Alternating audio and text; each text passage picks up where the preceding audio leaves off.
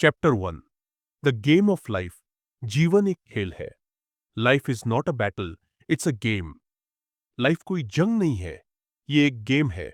एक divine game जो इंसान को सिखाने आता है कि उसे कैसे खेलना है, किन रूल्स को फॉलो करना है और कैसे अपने थॉट और वर्ड्स के जरिए अपनी रियलिटी क्रिएट करनी है।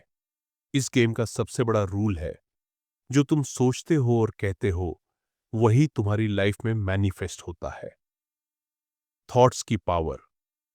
हर इंसान एक मैग्नेट है।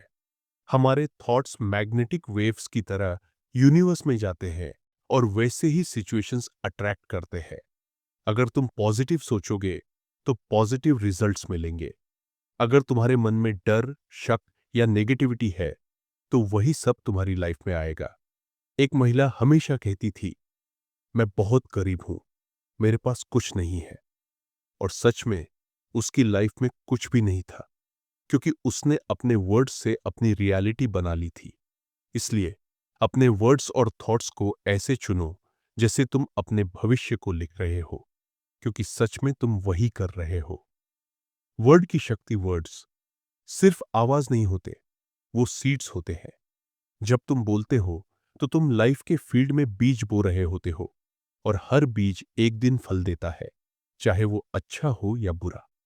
अगर कोई कहता है मेरी तबीयत हमेशा खराब रहती है, तो उसका शरीर सच में बार बार बीमार होने लगता है। अगर कोई कहता है मैं कभी सफल नहीं हो पाऊंगा, तो सक्सेस उससे दूर चली जाती है।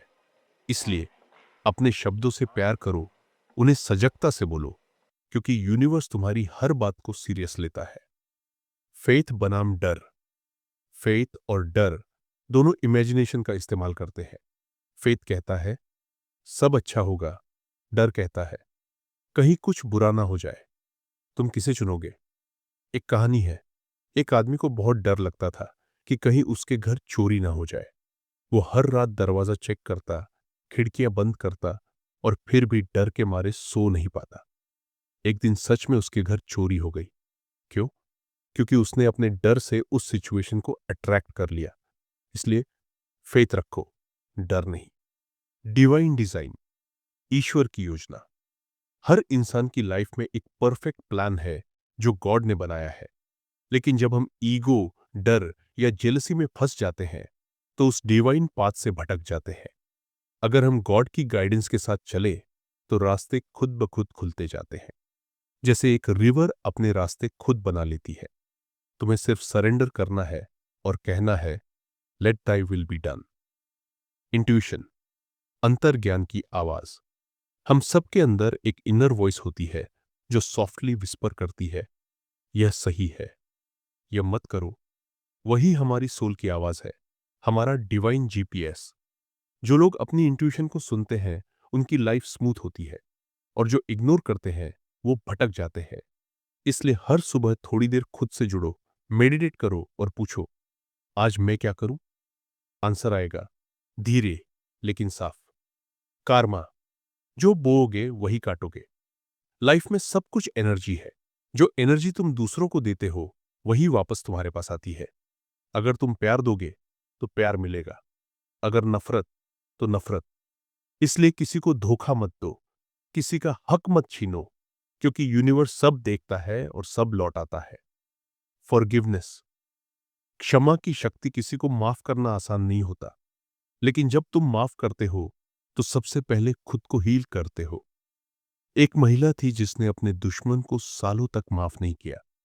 नतीजा, उसका हेल्थ खराब रहने लगा, एनर्जी लो हो गई।